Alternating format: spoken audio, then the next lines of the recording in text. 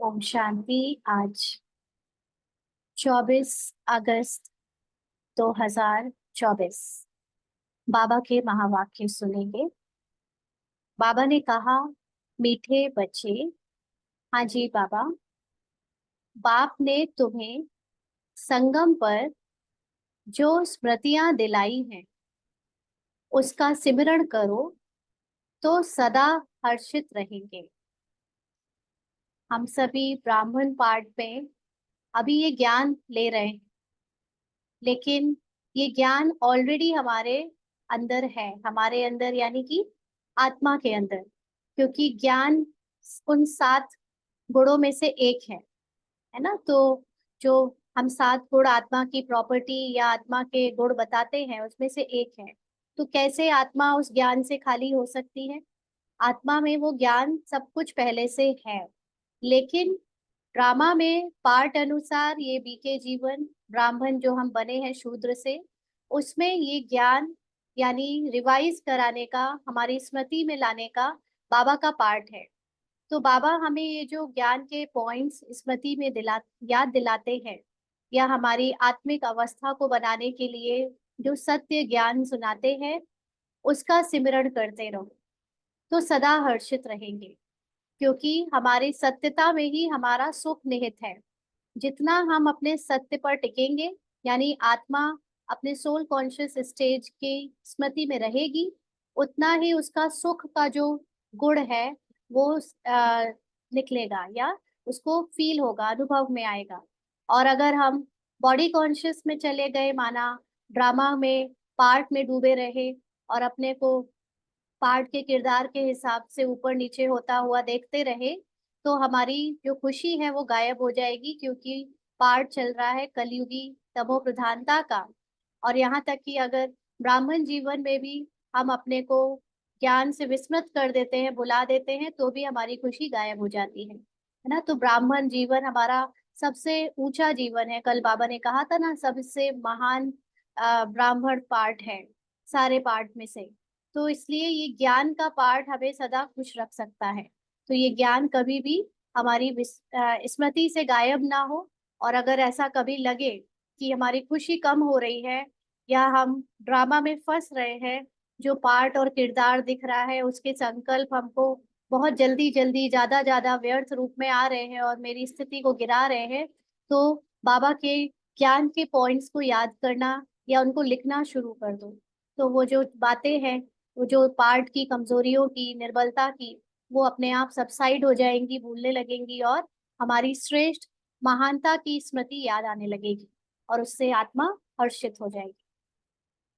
आत्मा क्या हर्षित हो जाएगी? मन हर्षित हो जाएगा ना। इस समय मन को ही, मन की आवभगत करने का पार्ट चल रहा है, क्योंकि मन में ही वो सारे उदासी उबासी, कमजोरी, निर्बलता, संकल्प सब कुछ उसी में है, और उसी को अभी शक्तिशाली बनाकर आत्मा में मर्ज करने का पार्ट चल रहा है। तो वो आत्मा हर्षित हो जाएगा, सॉरी, मन हर्षित हो जाएगा। आज का प्रश्न है, सदा हल्के रहने की युक्ति क्या है?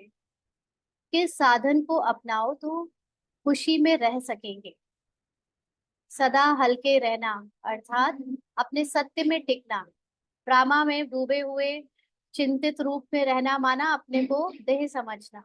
तो सदा हल्के रहने की युक्ति क्या है और किस साधन को अपनाओ तो खुशी में रह सकेंगे?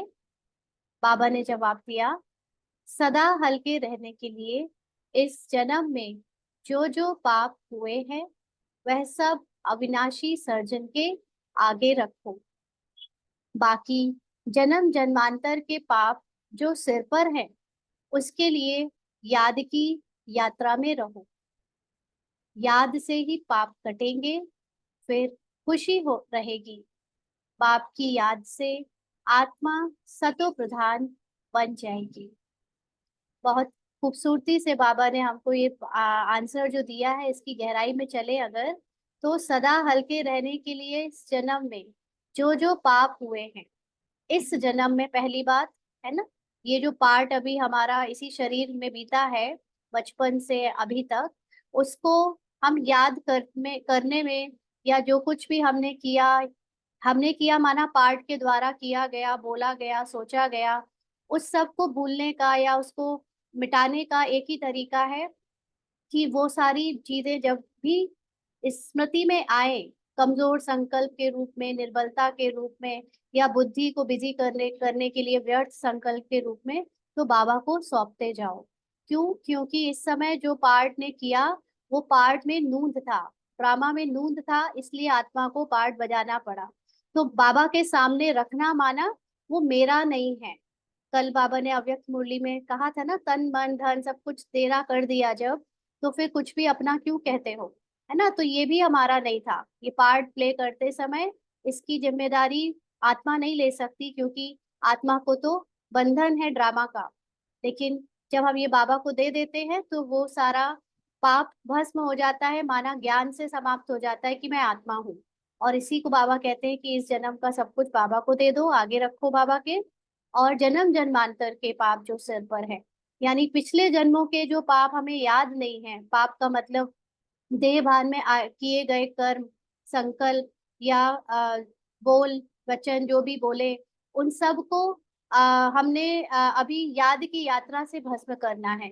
याद की यात्रा माना अब जो हमें सत्य ज्ञान हुआ है कि हम आत्मा हैं, और हमारी सत्यता यही है कि आत्मा पार्ट बजाने के समय जो बॉडी कॉन्शियस में आ जाती है, तो कभी उसके द्वारा अपने को माँ समझकर, कभी पत्नी समझकर, कभी भाई, कभी पिता, कभी किसी का कुछ समझकर पाप होते हैं, है ना। आप देखो, हम अपने आप को कितनी सारी आइडेंटिटी से जकड़ कर रखे हैं, और उसी की वजह से हमारे अंदर अलग अलग अहंकार है। एक माँ होने का अहंकार, एक पत्नी होने का अहंकार, एक पिता होने का अहंकार, किसी पैसा वाला समझते हैं तो रिच होने का अहंकार, है ना, पद पोजीशन का अहंकार।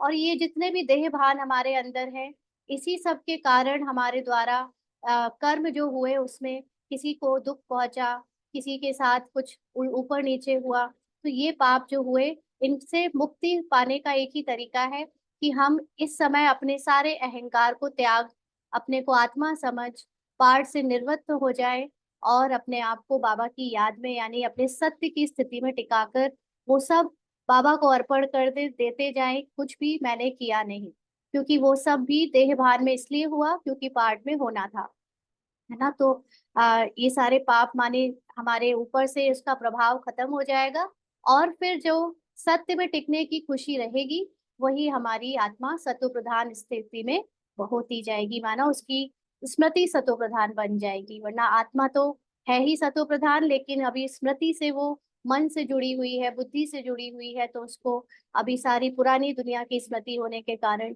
वो वैसा ही व्यवहार करती है, वैसी ही अपनी सच्चाई समझती है। तो बाबा की याद माना अपने सत्य स्वरूप की याद, और परमात्मा की जो संपूर्णता है उससे अपने को मैच करने की जो ये पुरुषार्थ की विधि है, उससे आत्मा सतो प्रधान बन जाएगी। ओम शांति। मीठे मीठे रूहानी बच्चों को रूहानी बाप समझाते हैं, तुमको स्मृति आई है कि हम आदि सनातन देवी देवता धर्म के थे, हम राज्य करते थे, हम बरोबर विश्व के मालिक थे।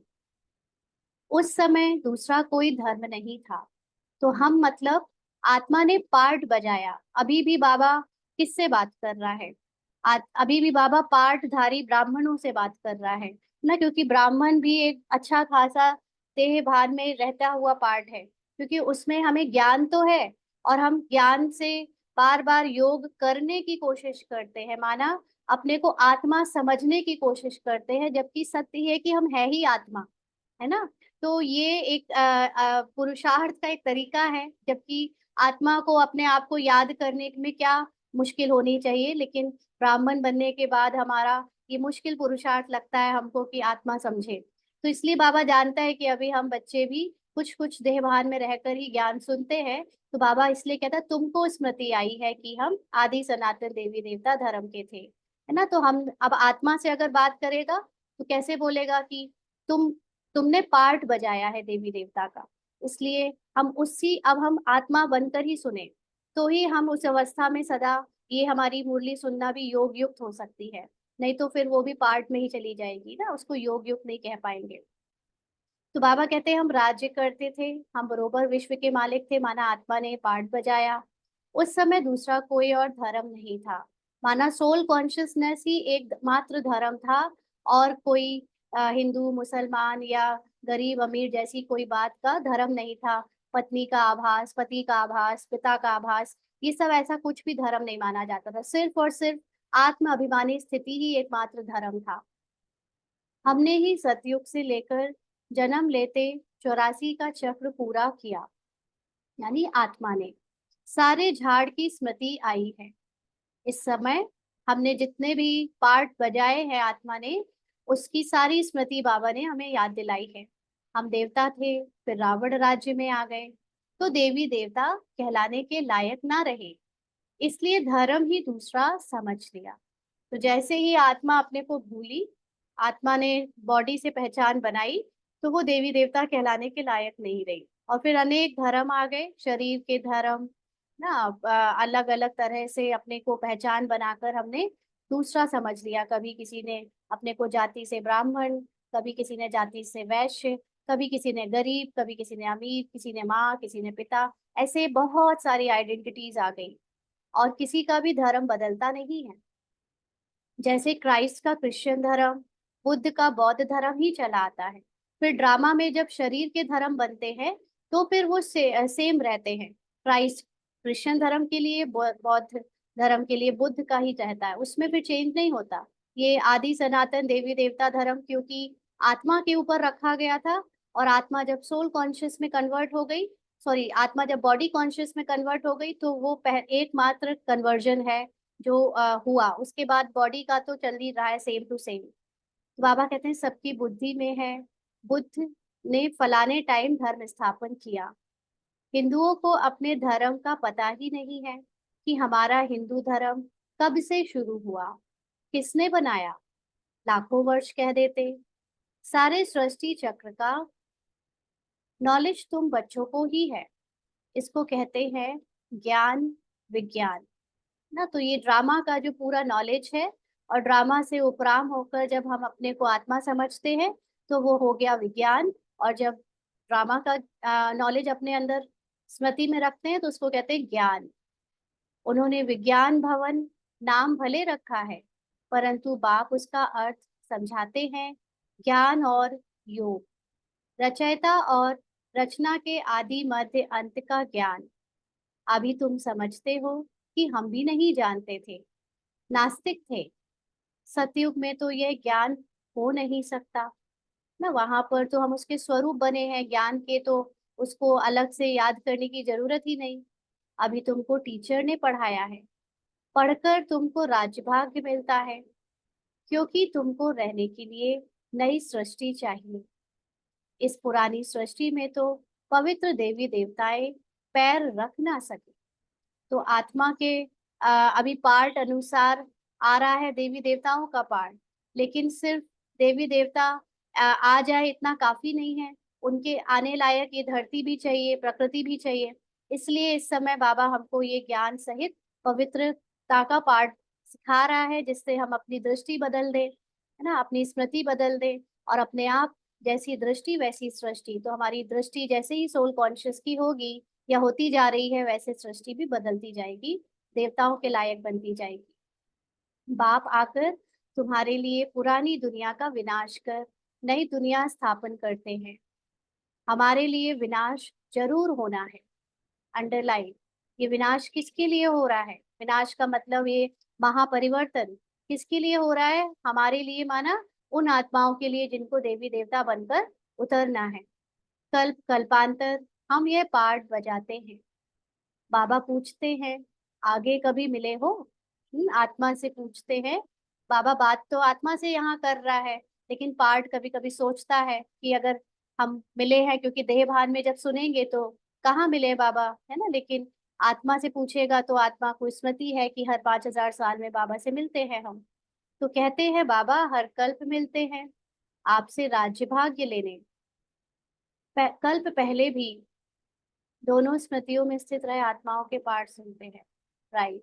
तो बाबा दोनों को एड्रेस करने के लिए ऐसी मुरली, बिल्कुल सही ना। मुरली में दोनों पार्ट का रहता है, आत्मा से भी बात करते बीच बीच में, क्योंकि कुछ आत्माएं सोल कॉन्शियस स्टेज से मुरली सुनती हैं, उनकी एडवांस स्टेज हो रही है, कुछ आत्माएं देह भान से सुनती हैं, अपने को बीके स्मृति तक ही अभी रखा हुआ है, तो फिर उनको उनके लिए भी यही मुरली सेम है। तो बाबा की इसलिए तो इतनी वंडरफुल मुरली है। तो बाबा कहते कल्प पहले भी बेहद सुख का राज्य भाग्य मिला था। यह सब बातें जो स्मृति में आई हैं, अब उनका सिमरण होना चाहिए, जिसको बाबा स्वदर्शन चक्र कहते हैं। तो ये पूरा ज्ञान आत्मा के सत्य का, आत्मा के पार्ट का, अब बाबा ने हमें याद दिला दिया है। लेकिन इसको बार बार याद करते रहने से ही वो हमारी नेचुरली सबकॉन्शियस माइंड में जाएगा। तो इसी को कहते हैं स्वदर्शन चक्र फिराना। हम पहले सतो प्रधान थे, यानी आत्मा ने पहले सतो प्रधान पार्ट बजाया। यह भी तुम्हें स्मृति आई कि हर एक आत्मा को अपना अपना पार्ट मिला हुआ है ना। पार्ट में देखें तो हम लोग कई बार पार्ट को देखते क्वेश्चन करने लगते हैं, ये कैसे कैसे कर रहे हैं, ऐसा क्यों कर रहे हैं ना। तो क्योंकि हर एक का पार्ट हर एक दूसरी आत्मा के लिए कल्याणकारी है, कुछ ना कुछ उसमें निहित है उनके कल्याण का। क्या निहित हो सकता है? दूसरों के अहंकार को तोड़ने का, है ना। दूसरों से जो एक रंग रंगमंच है, तो इसमें रंग दिए हैं हर आत्मा के पार्ट में, तभी तो इतना इंटरेस्टिंग बनता है। तो बाबा कहते हैं कि हम आत्मा छोटी अविनाशी है, पार्ट तो सबका अलग अलग है, लेकिन आत्मा छोटी अविनाशी है। उनमें पार्ट भी अविनाशी है, जो चलता ही रहेगा। ये बनी बनाई बन रही और कुछ बननी बाकी नहीं है ना। अभी ये ड्रामा, अभी बाबा, पहले हम ये ज्ञान भी लेते थे कि जो बीत गया उसको ड्रामा कहे, लेकिन अब हमको ये भी याद रखना है कि कुछ बन नहीं रहा नया ना। नहीं तो वो जो स्थिति अचल अडोल एक रस होनी चाहिए, वो फिर देह भान में चली जाती है कि मुझे सोचना है, मुझे बोलना है, मुझे करना है। तो ये जो कर्तापन का, सोचतापन का, बोलतापन का भाव आ जाता है, इससे भी स्थिति एक रस नहीं रह सकती। तो इसलिए ये लाइन याद रखना बहुत जरूरी है कि ड्रामा में अब कुछ भी हम नया कुछ क्रिएट कर नहीं सकते, कुछ निकाल नहीं सकते। जो बना बनाया है वही बन रहा है, तभी स्थिति में हम पक्के रह सकते हैं। तो इसमें नई कोई बात ना ऐड हो सकती है, वह कट नहीं हो सकती। कोई भी मोक्ष को पा नहीं सकते, मतलब ड्रामा से मुक्त हो जाए, खेले ही नहीं ड्रामा में, ऐसा हो ही नहीं सकता। कोई मुक्ति मांगते हैं, मुक्ति अलग है, मोक्ष अलग है। मुक्ति का मतलब क्या है यहाँ? वैसे तो अभी हम मुक्ति और मोक्ष सेम समझते हैं, लेकिन जब कहीं और क्लैरिटी से समझो तो जब दुखों से हम मुक्त हो जाते हैं तो उसको मुक्ति कहते हैं, है ना। और मोक्ष मतलब पार्ट से ही पूरा मुक्त हो जाए, तो वो तो हो नहीं सकता। यह भी स्मृति में रखना है। स्मृति में होगा तो औरों को भी स्मृति दिलाएंगे। जिसको आत्मा का सत्य ज्ञान जितना ज्यादा याद रहेगा, वो जब भी जिससे भी बात करेगा, वो उसी स्मृति से बात करेगा। वो देह भान की बातें में इंटरटेन होगा ही नहीं कभी, ना खुद होगा ना दूसरों को करेगा। तो इसलिए ये स्मृति दूसरों के भी स्मृति को जगाने के लिए है। तुम्हारा धंधा ही ये है। बाप ने जो स्मृति में लाया है, वह फिर औरों को भी स्मृति दिलाओ, तब ऊंच पद पा सकेंगे। तो ऊंचा पद पाने का तरीका क्या है? ऊंचा पद का मतलब आप हाई सोल कॉन्शियस स्टेज पे कब जा सकोगे? जब आप सदा ही उस सोल कॉन्शियस स्टेज से दूसरों से व्यवहार में आओगे, उनको भी सोल कॉन्शियस स्टेज में लेकर आओगे। एक होता है कि हमने परिचय दिया बाबा का, अनेक आत्माओं को ज्ञान में लाने के निमित्त बने, है ना, वो भी एक लेवल है सेवा का या पद का। लेकिन अभी अगर वो ज्ञान में आने के बाद भी सोल कॉन्शियस स्टेज में टिक नहीं पा रही हैं, जस्ट एज अ भक्ति ट्रांसफर हो गए हैं एक सत्संग से दूसरे सत्संग जैसे, तो फिर वो उनकी इतनी पावरफुल स्टेज नहीं बनी है, माना वो सोल कॉन्शियस स्टेज में नहीं टिक पाए हैं, तो भी हम चाहे लाखों करोड़ों की सेवा कर ले, ज्ञान में ले आए, ऊंच पद नहीं पा सकते। क्योंकि मुख्य बात है कि कितनों को आपने सोल कॉन्शियस बनाया है, और कौन बना सकेगा? जो खुद बन सकेगा, जो खुद उस कॉन्शियस में सदा रहेगा। तो बाबा कहते हैं ऊंच पद पाने के लिए बहुत मेहनत करनी है ना। सबसे ज्यादा मेहनत तो यही है कि ड्रामा में जो कुछ हर सेकंड हर घड़ी सीन बाय सीन बीत रहा है, उसको देखते हुए भी हम उसके बारे में ना सोच पाए और सदा अपने सत्य में टिके ना। तो ये मेहनत का काम है, बुद्धि से अपने को डिटैच कर लेना। मुख्य मेहनत है योग की। ज्ञान सुनना सुनाना आसान है, रटा रटाया सुना दिया, अनेकों को ज्ञान में लाने के निमित्त बने, ये भी ठीक है, आसान है, लेकिन मुख्य बात है कि खुद अपने को सोल कॉन्शियस बना पाए। यह है याद की यात्रा, जो बाप के सिवाय और कोई सिखला नहीं सकते। अभी तुम मनुष्य से देवता बनने की पढ़ाई पढ़ते हो ना। आत्मा अब किससे बात कर रहा है बाबा? अब ये बात कर रहा है पार्ट से, कि मनुष्य से देवता बनने की, क्योंकि हम मनुष्य बनकर सुन रहे हैं तो देवता बनना चाहेंगे। बाकी आत्मा को तो पता है कि वो पार्ट में चाहे मनुष्य है चाहे देवता है, वो तो अपने सत्य में स्थित है। तुम जानते हो कि हम फिर से नई दुनिया में जाएंगे, उसका नाम ही है अमर लोक ना। आत्मा कभी मरती नहीं, अपने इस सत्य को जानकर जब जीती है तो अमर लोक कहते हैं। ये है मृत्यु लोक। यहाँ आत्मा अपने को शरीर समझती है, पल पल मृत्यु का भय है, इसलिए इसको मृत्यु लोक कहते हैं। यहाँ तो अचानक बैठे बैठे मौत आ जाता है। वहां मृत्यु का नामो निशान नहीं, क्योंकि आत्मा को तो वास्तव में काल खाता नहीं। वहां हम अपने को आत्मा ही समझते हैं, इसलिए काल खाने की कोई बात ही नहीं। आत्मा अमर है। कोई मिठाई की चीज थोड़ी है कि खा लेंगे ना। कितनी प्यारी बात बोली आज बाबा ने ये, कि कोई मिठाई की चीज थोड़ी है जो काल खा लेगा। काल का मतलब क्या है? काल मतलब टाइम, टाइम ओवर, है ना। आपका एक पार्ट से टाइम ओवर, अब दूसरे पार्ट में प्ले करना है, तो इसको मरना थोड़ी ना कहते हैं ना। वहां पर ये ज्ञान होता है कि मैं आत्मा हूँ। अभी ये वाला मेरा पार्ट जो था, मान लीजिए 150 साल का, वो ओवर, अब दूसरी जगह पार्ट बजाएंगे। एक एक्टर होता है, एक मूवी में शूटिंग करता है, वो शूटिंग ओवर हो जाती है तो दूसरी मूवी मूवी में जाकर एक्टिंग करने लगता है। ये थोड़ी ना सोचता है मैं मर गया हूँ। वो तो पता है कि बस उसका टाइम ओवर, तो अब नया नया प्रोजेक्ट शुरू हो गया। ऐसे ही सतयुग त्रेता में बस एक प्रोजेक्ट खत्म हुआ, एक शरीर से निकल निकल क्या मतलब दूसरे शरीर का पार्ट बजाने चले गए। तो ये कोई काल खा लेता है माना मृत्यु माँ मुझे अपने अंदर ले लेती है, ऐसा नहीं है। ये सिर्फ तभी लगता है जब हम खुद को शरीर समझते हैं। ड्रामा अनुसार जब समय होता है तो आत्मा चली जाती है ना, तो अपना अलग अलग पार्ट प्ले करती है, इसलिए टाइम ओवर तो नेक्स्ट पार्ट में चली गई। जिस समय जिसको जाना होता है वह चला जाता है। काल कोई पकड़ता नहीं है। काल कोई ऐसी चीज तो है नहीं जो आपको क्लिप की तरह पकड़ ले ना। आत्मा एक शरीर छोड़ दूसरा लेती है। काल कुछ भी नहीं है। अंडरलाइन, काल टाइम, जस्ट एक टाइम लाइन के अंदर हमें वे अलग अलग पार्ट मिले हैं, उन सब में एक्ट करना है। तो एक के बाद दूसरा, दूसरे के बाद, आज बाबा ने जो बात बोली ना, काल कुछ भी नहीं है, देखो टाइम कुछ भी नहीं है। एक काल होता है मृत्यु। मृत्यु हम बॉडी कॉन्शियसनेस में ही सुन सकते हैं। जब सोल कॉन्शियस होकर सुनते हैं तो मतलब टाइम भी कुछ नहीं होता ना। यहाँ आत्मा के लिए और परमात्मा के लिए टाइम कुछ नहीं होता। ये बॉडी पार्ट में, इस किरदार में आकर हम समय को देखने लगते हैं। तो इट जस्ट कि एक मूवी चल रही है, उसमें आत्मा जो है एक पार्ट से दूसरे पार्ट में जा रही है। यह तो कथाएं बैठ बनाई हैं।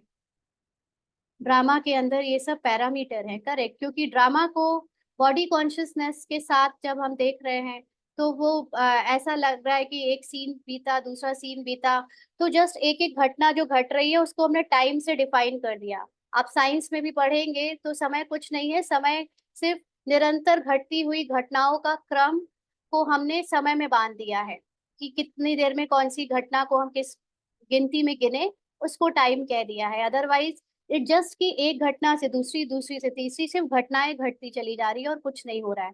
उसको समय से बांधना ये हमारी अपनी एक खुद की क्रिएटिविटी है, ताकि हम मनुष्य जीवन को अच्छे से जी पाए। तो बाबा कहते हैं ये सब कथाएं यहाँ बैठ बनाई हैं। वह है अमर लोक, वहां निरोगी काया रहती है। सतयुग में ना, जब सोल कॉन्शियस होंगे तो उसको जो कपड़ा मिलेगा, वस्त्र मिलेगा, वो भी बहुत अच्छा मिलेगा। सतयुग में भारतवासियों की आयु भी बड़ी थी, योगी थे। सतयुग में भारतवासियों की आयु भी बड़ी थी, योगी थे। अब यहाँ पर योगी कोई इसका मतलब ये नहीं कि वहां पे भी वो बैठकर अपने को आत्मा समझकर परमात्मा को याद करते थे। योगी का मतलब रहते ही अपने सत्य स्वरूप की स्मृति में थे, इसको योगी कहते हैं ना। परमात्मा से ही योग लगाना ये हम अभी सीख रहे हैं, क्योंकि अभी आत्मा अपने को बहुत निर्बल कमजोर समझती है, इसीलिए वो अपने को मैच करने की कोशिश करती है उस परमात्मा की आत्मा से, जो हाईएस्ट है, जो अपना कंप्लीट है, जो संपूर्ण है। अभी हम जब संपूर्ण बन जाते हैं, यानी मैं और परमात्मा मैच कर जाते हैं, तो फिर बाबा 2500 वर्ष तक दिखता नहीं ना। बाबा का अस्तित्व 2500 वर्ष तक गायब हो जाएगा। क्यों? क्योंकि हम खुद बाप समान बन जाएंगे। तो इसलिए उस समय सिर्फ अपने को याद रखना ही योगी कहलाता है। योगी और भोगी का फर्क भी अब मालूम पड़ता है। अपने को शरीर समझते हैं तो फिर भोगनाएं भी होती है, क्योंकि अच्छे करे चाहे बुरे करे, दोनों कर्मों के फल हमें लगता है कि हमें ही मिलेंगे, क्योंकि मैंने किए। कर्ता बन जाते हैं तो भोगी, और जब अपने को अकर्ता असोचता समझने लगते हैं तो योगी। तुम्हारी आयु वृद्धि को पा रही है जितना तुम योग में रहेंगे। कैसे आयु वृद्धि को पा रही है? जितना आत्मा, यानी हम पार्ट में भी रहते हुए जितना अपने को आत्मिक स्मृति में रखेंगे, उतना हम टाइम से परे हो जाएंगे, क्योंकि आत्मा के लिए काल होता नहीं है ना। तो आप मान लीजिए 20 साल जीना है, तो 20 साल इस पार्ट को जीना है। अब उस 20 साल में हमने अगर कुछ घंटे या कुछ दिन सोल कॉन्शियस में बिताए, तो फिर वो पार्ट की उम्र बढ़ गई ना। क्योंकि उम्र तो पार्ट को मिली थी, आत्मा कौन, और उम्र भी किससे काउंट होगी? आपकी कॉन्शियसनेस से। आप किस स्मृति में जी रहे हो? हम जितना ज्यादा बॉडी की स्मृति में जिएंगे वो उम्र में काउंट होगा, और जितना ज्यादा हम सोल की स्मृति में जिएंगे वो उम्र से काउंट बाहर हो जाएगी, उम्र उसमें काउंट नहीं होगी। तो इसलिए जितना जितना हमारी योग युक्त स्थिति होती है, उतनी आयु बढ़ जाती है। तो जितना तुम योग में रहेंगे उतना पाप भस्म होंगे, माना हिसाब किताब से भी परे, प्रभाव से परे हो जाएंगे।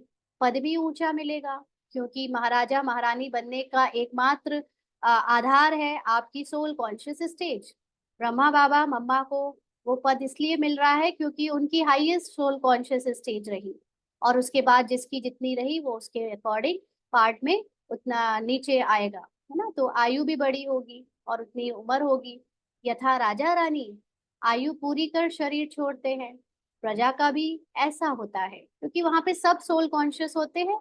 लेकिन इस समय हमारा टाइम डिसाइड करता है, माना हम कितनी देर सोल कॉन्शियस में रहे, उसके अकॉर्डिंग राजा या प्रजा बनते हैं। परंतु पद का फर्क है। अब बाप तुमको कहते हैं स्वदर्शन चक्रधारी बनो, यह अलंकार तुम्हारे हैं।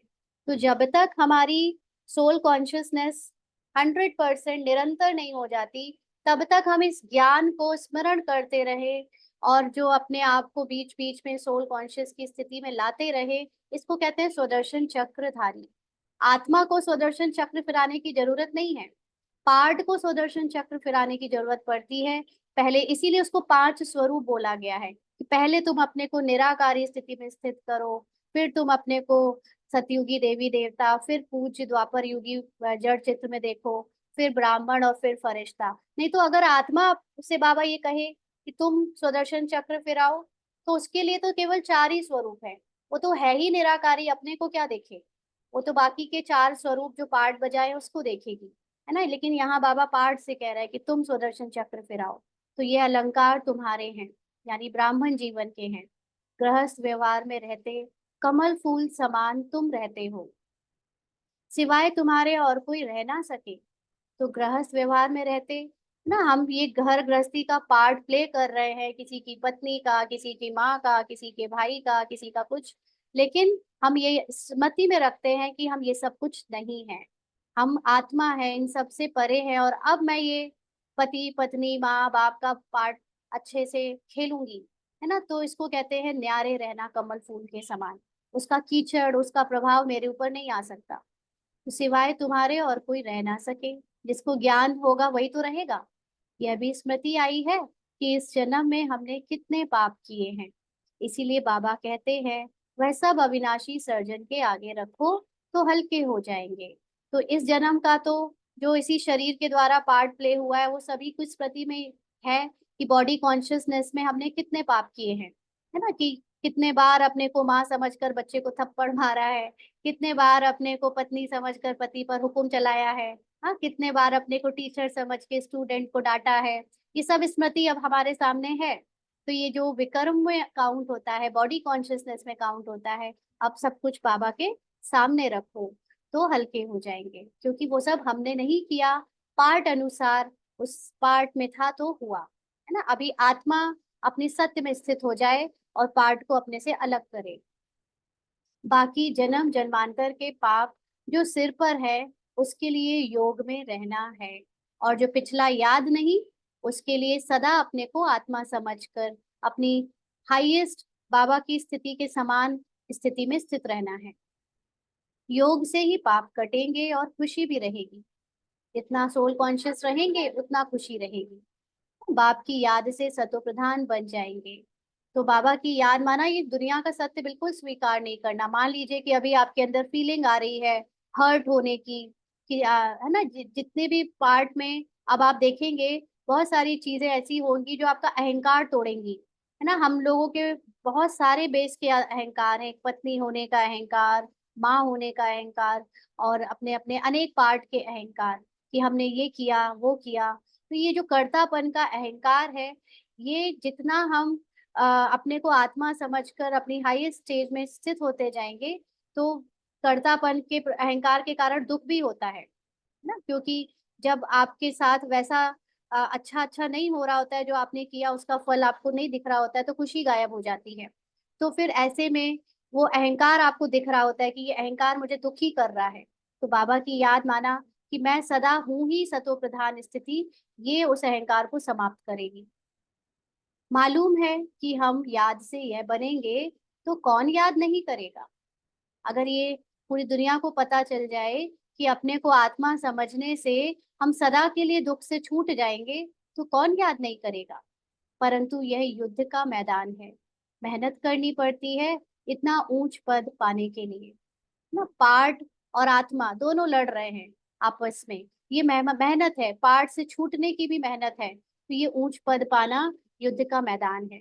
यह भी बच्चों को स्मृति आई है कि बेहद के बाप से हम ऊंचते ऊंच वर्षा लेते हैं, कल कल्प लेते हैं। तुम्हारे पास बहुत आएंगे, आकर महामंत्र लेंगे मन मनाभव का, है ना। अभी सिर्फ ब्राह्मण ही नहीं, लेकिन नॉन ब्राह्मण्स जो ड्रामा नहीं जान सकते, लेकिन जान भी जाएंगे, लेकिन पुरुषार्थ का टाइम नहीं मिलेगा उनको। वो सिर्फ इतना मंत्र लेकर जाएंगे कि अपने को आत्मा समझ, उस निराकार परमात्मा को याद करो, क्योंकि तुम हो ही आत्मा। तो ये बहुत जल्दी जल्दी सबको ट्रांसफर होगा ज्ञान, और इस पे स्थित होना भी सबके लिए पॉसिबल होगा।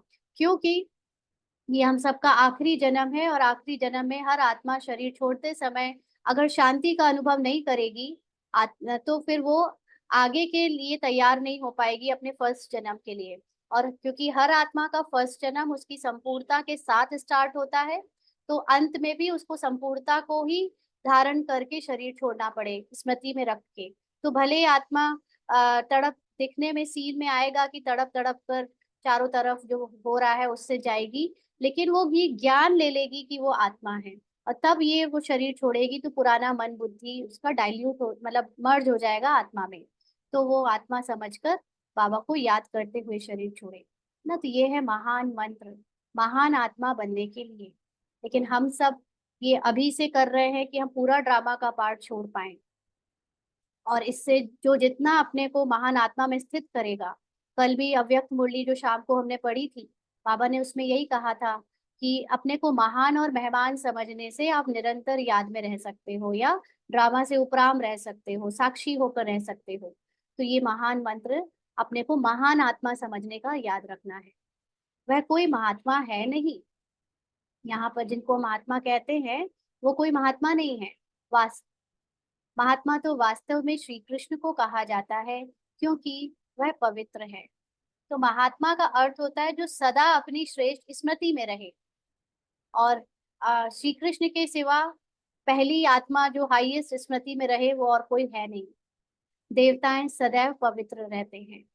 महात्माओं को तो स्मृति में अपना पुराना जीवन भी याद रहता होगा ना, तो पुराने जीवन की स्मृति भी उनको सदा पवित्र नहीं रख सकती। इसलिए सिर्फ एक श्री कृष्ण या उनके साथ के पार्ट ऐसे हैं जो पुरानी स्मृति से बिल्कुल फ्री होकर अपने सत्य में स्थित रहेंगे। इसलिए श्री कृष्ण को सबसे पहला पवित्र, महान पवित्र कहते हैं, या देवता महात्मा कहते हैं।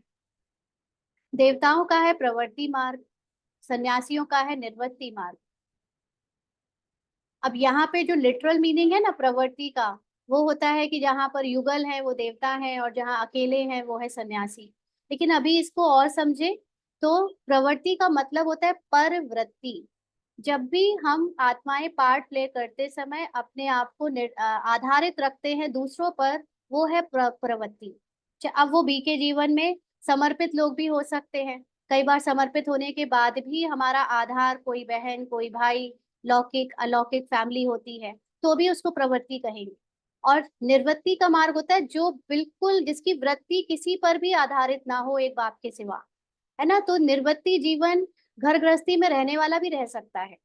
कोई घर गृहस्थी में रहते हुए भी सन्यासी की लाइफ जी सकता है, और कोई समर्पित होते हुए भी गृहस्थी की लाइफ जी सकता है, क्योंकि उसकी वृत्ति में अटैचमेंट है चीजों को लेकर, लोगों को लेकर, है ना। तो ये भी समझना है। कल इसका चिंतन चला था, इसलिए यहाँ पर थोड़ा उसको और क्लियर कर सकते हैं अपनी अंडरस्टैंडिंग के लिए। स्त्रियां तो धक्के खा ना सके।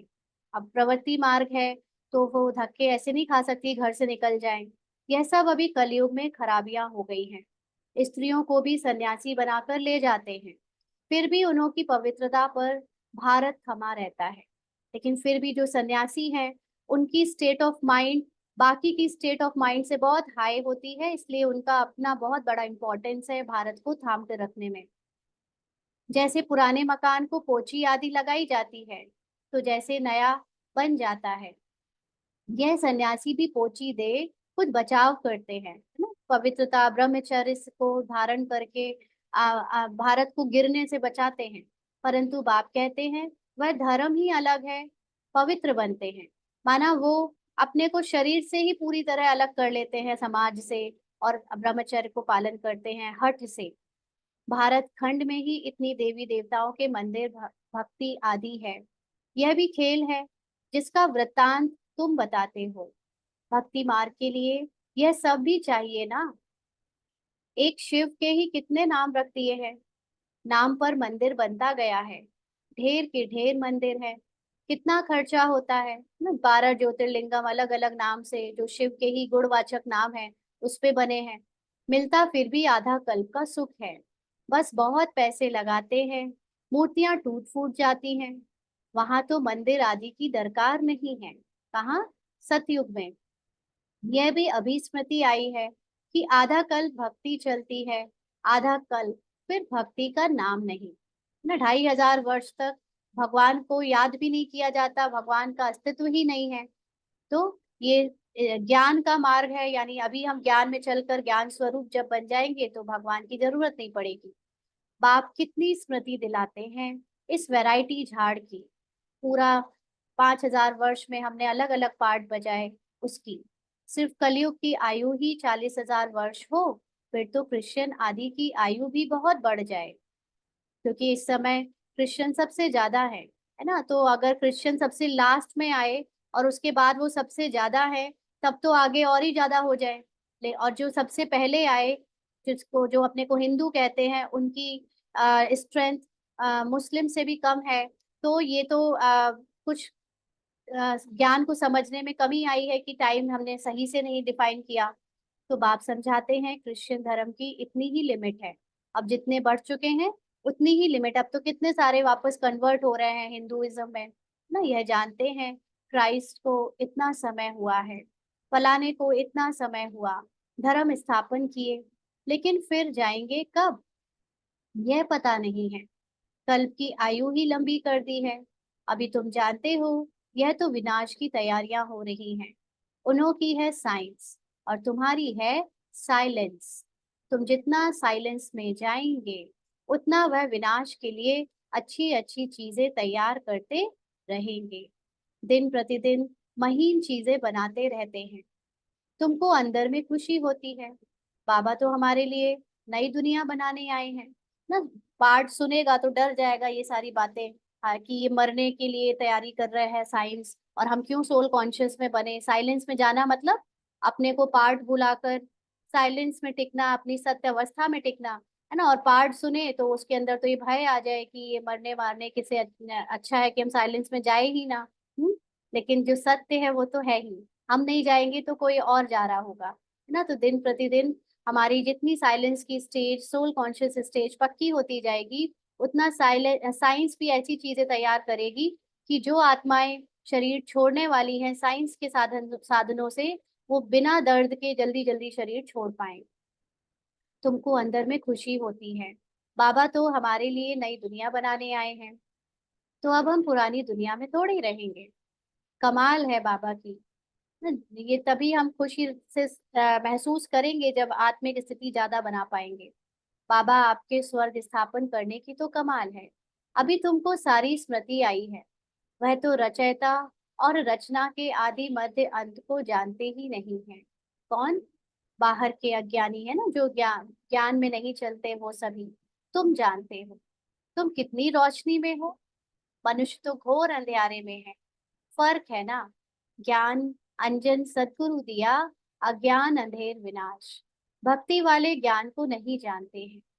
अभी तुम भक्ति को भी जानते हो तो ज्ञान को भी जानते हो, है ना। भक्ति वाले जो झूठा ज्ञान है, या जो इनकम झूठा नहीं कहेंगे, उसको इनकम्प्लीट कहेंगे, है ना। ऐसा नहीं है कि हर चीज उसमें गलत है, लेकिन उसमें कई चीजें हैं, बट कई चीजें को इंटरप्रेट गलत किया गया है।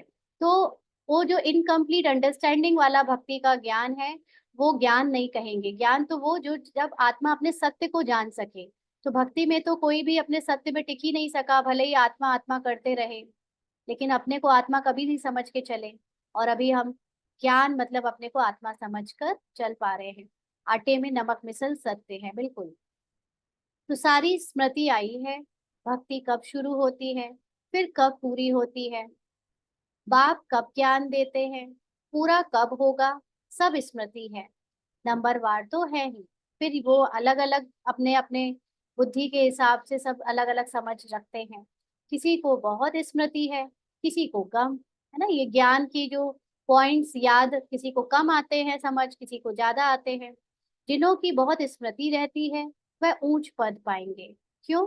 क्योंकि जितना ज्यादा स्मृति रहेगा ज्ञान, उतना ज्यादा हमारी आत्मिक स्मृति, आत्मिक अवस्था बनेगी। और कम याद रहेगा तो हम ये पार्ट जो किरदार है ड्रामा का, उसी में डूबे रहेंगे। क्योंकि कुछ ना कुछ तो बुद्धि में चल रहा है।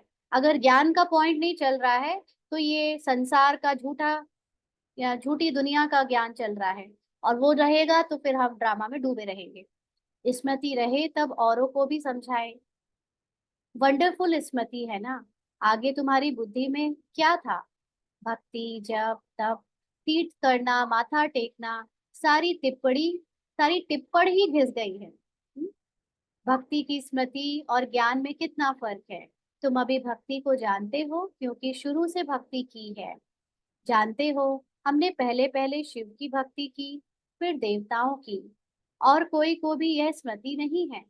तुमको रचना के आदि मध्य अंत, भक्ति आदि की सब स्मृति है। आधा कल्प भक्ति करते करते गिरते ही आए हो, माना। और ही ज्यादा बॉडी कॉन्शियस ड्रामा में डूबते आए, किरदार में घुसते चले गए। अभी तो दुख के पहाड़ गिरने हैं।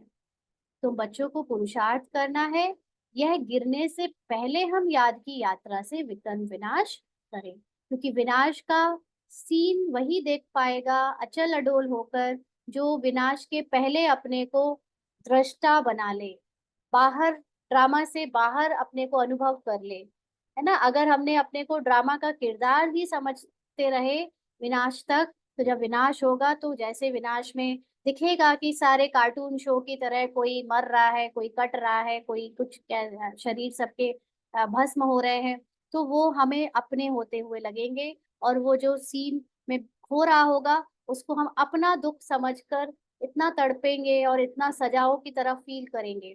इसीलिए, और जो कि सत्य नहीं होगा, है ना। एक्टर बाहर से स्क्रीन के देख रहा है स्क्रीन में कि उस पिक्चर में बहुत कुछ चल रहा है, मारा काटी, जलाना, सब कुछ, लेकिन वो बाहर बैठा है और जानता है वो जस्ट शूटिंग में हुआ और वो बाहर सेफ है। तो जब तक हम वो अवस्था नहीं बना लेते, तब तक हम उसके प्रभाव से मुक्त नहीं हो सकते। इसीलिए फाइनली वो जो पिक्चर खत्म होने को आए, क्लाइमेक्स का सीन शुरू हो, विनाश का सीन शुरू हो, उसके पहले हम जल्दी जल्दी अपने को सोल कॉन्शियस स्टेज में स्थित कर लें और अपने को उपराम कर लें, साक्षी दृष्टा बना लें।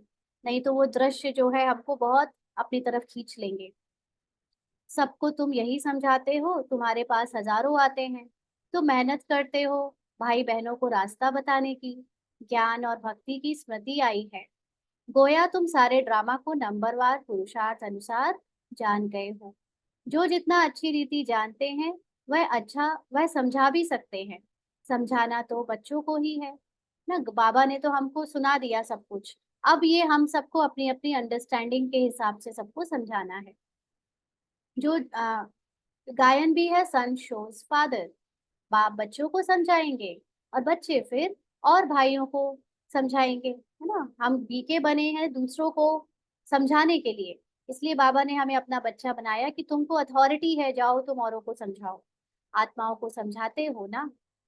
जो आत्माएं पार्ट में डूबी हुई हैं उनको हम समझाते हैं कि वो पार्ट से निकल आए पहले। लेकिन कौन समझा पाएगा पार्ट से निकलने को, जो खुद निकला होगा। भक्ति से यह ज्ञान बिल्कुल न्यारा है। गायन भी है ना। एक भगवान आकर सब भक्तों को फल देते हैं। यह एक बाप के सब बच्चे हैं। बाप कहते हैं मैं सब बच्चों को शांति धाम सुख धाम में ले जाता हूँ। कल्प कल्प का यह ज्ञान भी तुमको अभी है, वहां नहीं होगा। तुम पतित बनते हो तो पावन बनाने के लिए बाप तुम पर कितनी मेहनत करते हैं। माना जब तुम अपने को शरीर समझने लगते हो तो बाबा आपको, हम सबको आत्मा का ज्ञान सुनाकर आत्मिक स्मृति में टिकवाने के लिए कितनी मेहनत करता है। इसीलिए गायन है कुर्बान जाऊं वारी जाऊं। किस पर? बाप पर, जो हमारे ऊपर इतनी मेहनत कर रहा है। अगर हम अपने को पूर्ण समर्पण उस पर कर दे तो ये उसकी जिम्मेदारी बन जाती है कि वो हमें पास कराए। फिर बाप मिसाल बताते हैं, यह कुर्बान कैसे गया। फॉलो इस सैंपल को करो ना। जैसे अभी हम एक किसी का एक्सपीरियंस पढ़ रहे थे, दादा विश्व रतन का शायद, हाँ। कि उनके लिए दादियों का जो फीडबैक था कि बिल्कुल बाप समान, जैसे ब्रह्मा बाबा का पूरा उन पर इतना निश्चय था कि वो यज्ञ की संभाल करेगा अगर मैं नहीं हूं तो। इतनी सारी बहनों के बीच में एक अकेला भाई एकदम निर्विकल्प निर्विकारी, है ना, बाबा के जैसा था। तो ऐसे ही जो खुद बाबा को जितना फॉलो करेगा वो औरों के लिए सैंपल बनेगा। यही फिर लक्ष्मी नारायण बनते हैं। अगर इतना ऊंच पद पाना है तो ऐसा कुर्बान जाना है। माना अब ड्रामा की हर स्मृति को बाबा पर कुर्बान कर दो, माना छोड़ दो, दे दो बाबा को। उसको अपने पहचान से एकदम डिलीट कर दो।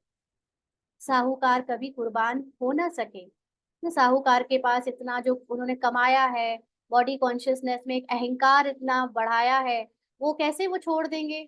इतनी मुश्किल से तो अहंकार बढ़ाने का चांस मिलता है आजकल लोगों को, है ना। तो अहंकार कहता है कि मैं अपने आप को छोड़ दूं, हो ही नहीं सकता। और आत्मा के स्थिति में वही टिक सकता है जो सारे अहंकार को तोड़ने की हिम्मत रखे। क्योंकि बहुत अहंकार है हम सब में और टूटता है तो मन को बहुत बुरा लगता है।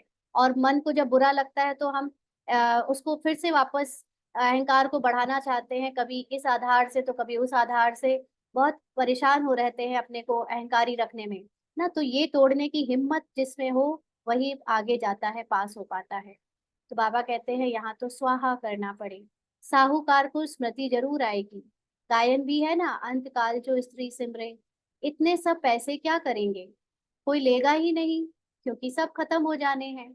मैं भी लेकर क्या करूंगा। अभी देखा जाता है कई लोग बीके बनने के बाद भी पैसे देते हैं, अपना धन यहाँ लगाते हैं, लेकिन इतना मैपन के साथ लगाते हैं कि उसका यूज सही से होना चाहिए। पूरी बुद्धि उसमें लगी रहती है कि मैंने ये दिया है वो कहीं वेस्ट ना जाए, उसका कहीं मिसयूज ना हो, यूज हो रहा है कि नहीं हो रहा है ना। तो ये सारी बुद्धि भी अगर लग रही है मतलब अहंकार है। अभी अहंकार के साथ दिया है मतलब सोल कॉन्शियस स्टेट नहीं बन सकती ऐसे। तो शरीर सहित सब कुछ खलास होना है। आप मुए मर गई दुनिया। यह धन आदि कुछ भी नहीं रहेगा, है ना। मेन यहाँ पर हम सब आए ही इसीलिए कि जल्दी से जल्दी अपने को इस दुनिया की, हद की दुनिया से अपने को उपराम करके अपनी आत्मिक अवस्था में टिक जाएं। और उसमें भी अगर हमने हद की इतनी चीजें पकड़ रखी है, कभी धन कभी रिश्ते कभी कुछ, तो कैसे हम पास होंगे। बाबा कहते बाकी गरुड़ पुराण आदि में तो रोचक बातें डाल दी है डराने के लिए। अभी 1 मिनट के लिए सभी अशरीरी हो जाए, अपनी स्थिति में स्थित होकर निराकार रूप में बाबा को याद करें।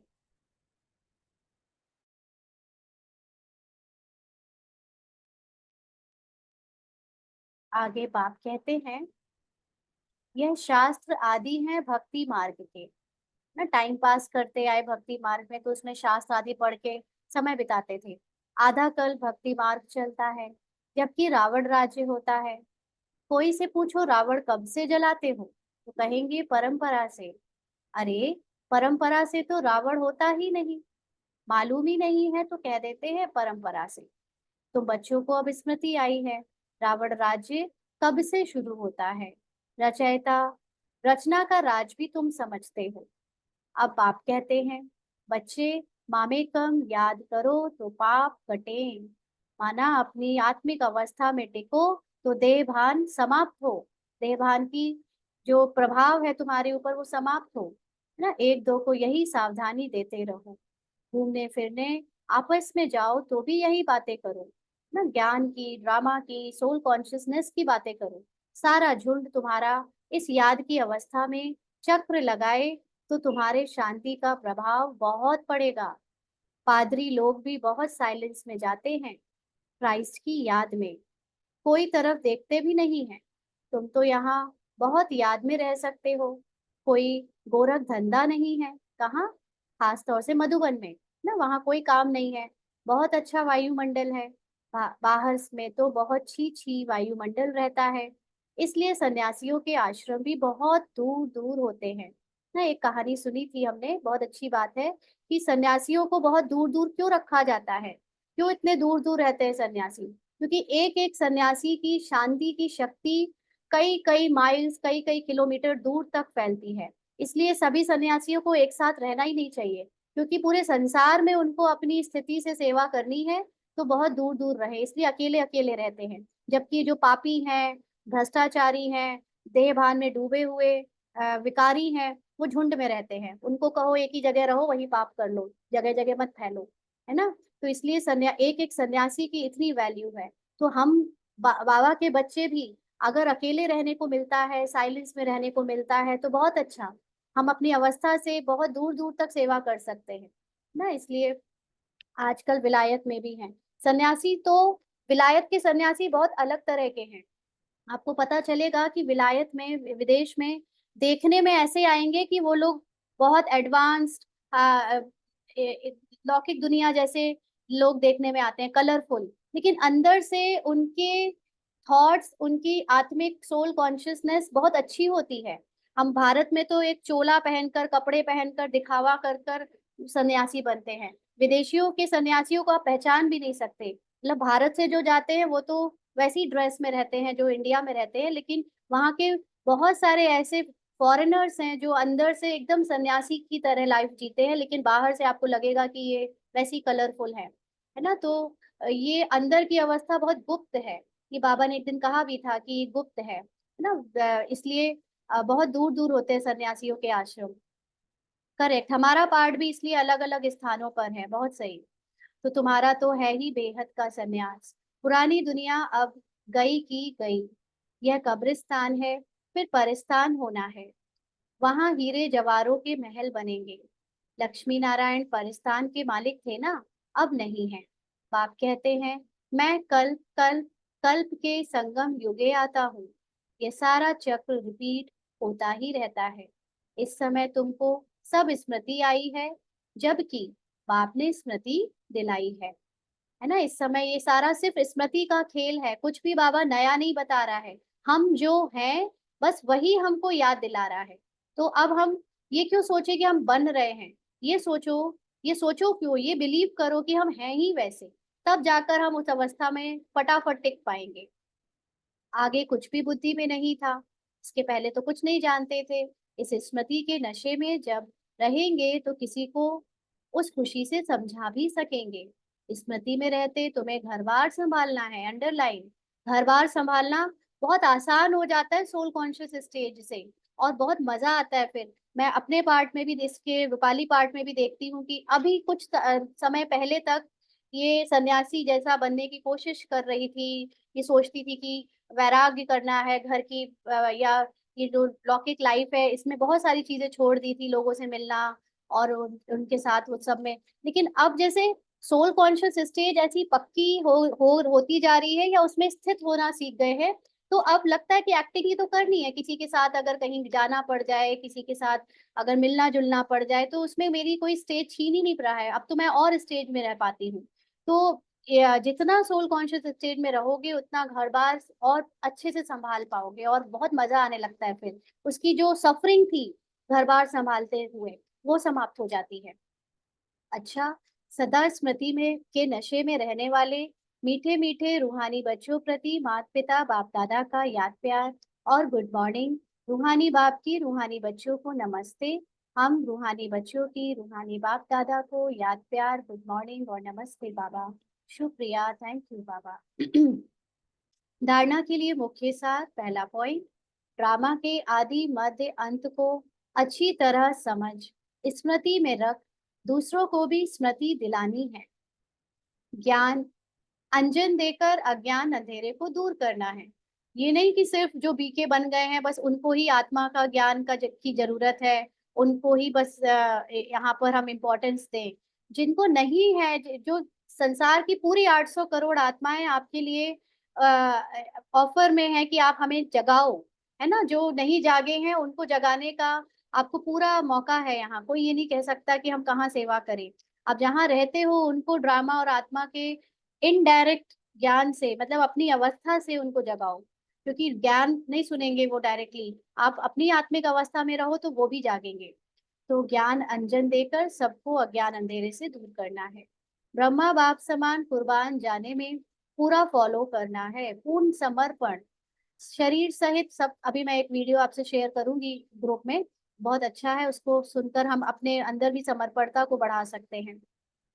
शरीर सहित सब खलास हो जाना है, इसलिए इससे पहले ही जीते जी मरना है ना। जीते जी मरना माना ड्रामा में मिला धन, ड्रामा में ये नहीं कि सब दे देना है, जरूरी नहीं है देना, लेकिन एक बार आपने बुद्धि से सब दे दिया, बाबा ये सब आपका है, आपको जब चाहिए आप ले लेना, मैं कभी दोबारा पूछूंगी नहीं कि ये कहाँ गया। आपके ये जो हम कुछ भी सेंटर में या सेवा में देते हैं तो एक बुद्धि के साथ देते हैं कि इसका हमें पता होना चाहिए कहाँ यूज हो रहा है। लेकिन एक्चुअली में देने का सिग्निफिकेंस तब है जब आपके द्वारा अगर 1 रुपया भी दिया गया और आपको पता ही, आपको कोई फर्क नहीं पड़ता वो किस लिए यूज हो रहा है, क्योंकि बाबा के लिए आया था, बाबा ने मंगाया, बाबा को दे दिया, मैं क्यों, मुझे क्या करना, वो चाहे वो नाली में क्यों ना गिर जाए, है ना। इस इतना हमें उससे डिटैच होना है।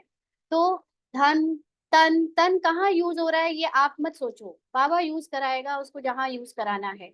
ऐसे ही मन को बाबा जहाँ बुद्धि से जो ज्ञान देता जाए उसको बिना डाउट के स्वीकार करते जाओ। भगवान दे रहा है ना, उसमें हमें संदेह नहीं आना चाहिए। वो अलग बात है कि हम उसकी क्लैरिटी और अच्छे से समझना चाहते हैं, लेकिन संदेह नहीं अगर आया है मतलब हमें भगवान पर पूरा यकीन नहीं है।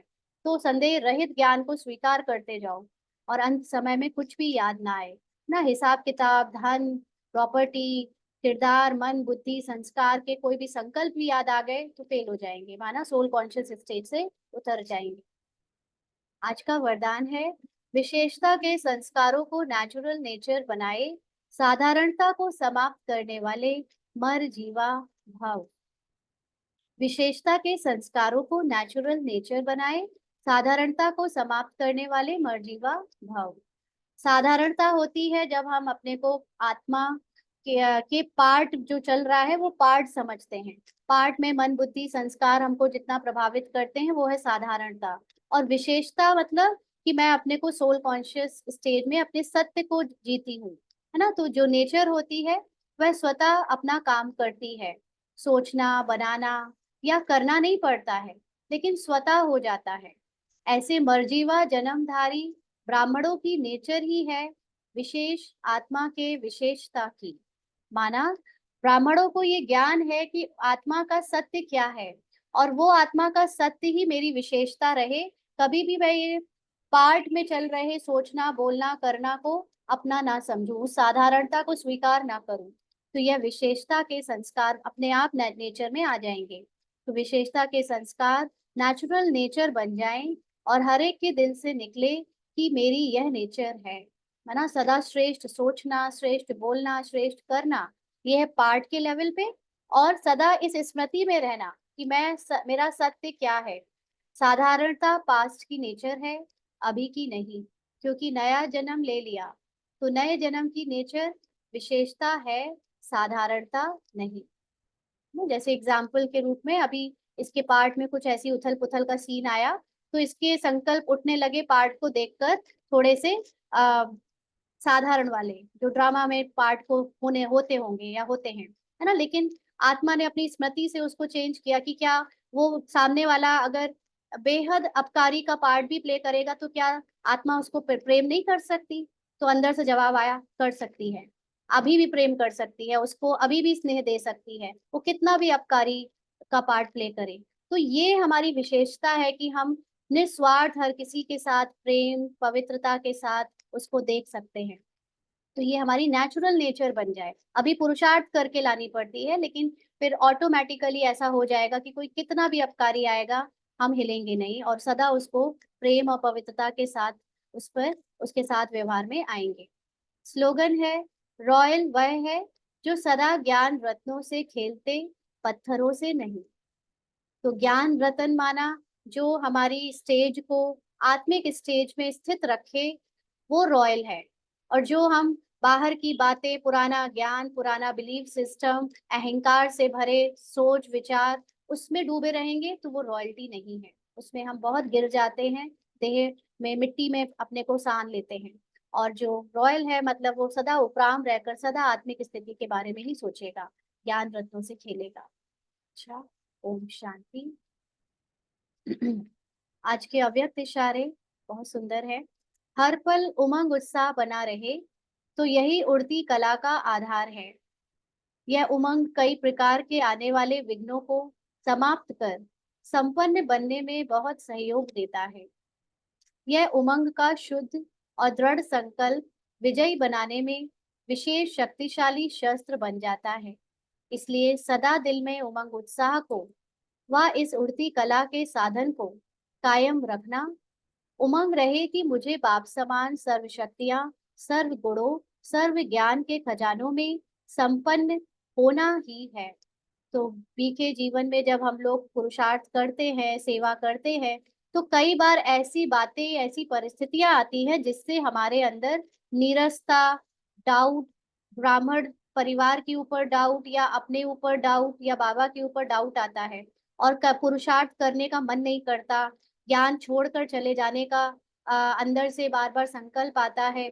तो ऐसे में ये जो अवस्था जब कभी आती है ना, तो उस समय जब मैं आत्मा उस ऐसे आ रहे संकल्पों में को या संस्कारों को भाव ना दूं, उसमें इंटरेस्ट ना दिखाऊं, तो मेरी जो सत्यता है, उमंग उत्साह, यानी मैं अपनी आत्मिक स्थिति में स्थित हो जाऊं कि ये जो सीन आया है मुझे गिराने के लिए, कई बार आपको ऐसा लगेगा कि सब लोग तो यहाँ गलत है, यहाँ पर सब उल्टा सीधा हो रहा है, अरे इससे अच्छा तो बाहर की दुनिया है। यही तो वो सीन है जिस समय आपको अपने आप को उमंग उत्साह में रहकर निरंतर आगे बढ़ते जाना है। क्योंकि अभी तक मैंने अपनी अवस्था को बाप समान अवस्था के इक्वल अनुभव किया नहीं है, तो जब तक मैं वो कर ना लूं तब तक मैं ये सीन देखते हुए भी ना देखूं, यहाँ पे आ रहे संकल्प प्रभाव जो हम मुझे कर रहे हैं उनमें इंटरेस्ट ना रखूं, और मैं बढ़ती रहूं, आगे बढ़ती रहूं, अपने उमंग उत्साह को बनाए रखूं। कैसे?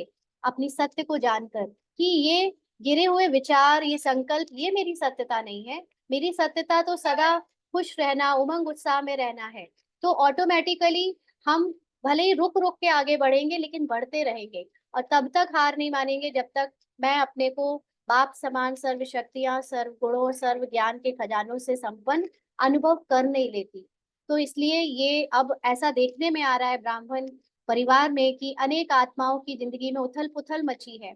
ऐसे ऐसे पेपर आ रहे हैं कि जिसको कभी सपने में भी नहीं सोचा होगा, है ना। लेकिन वही यही वो समय है जब हम अपना उमंग उत्साह छोड़े नहीं और अपनी उड़ती कला माना सोल कॉन्शियस स्टेज को सदा बना के रखें।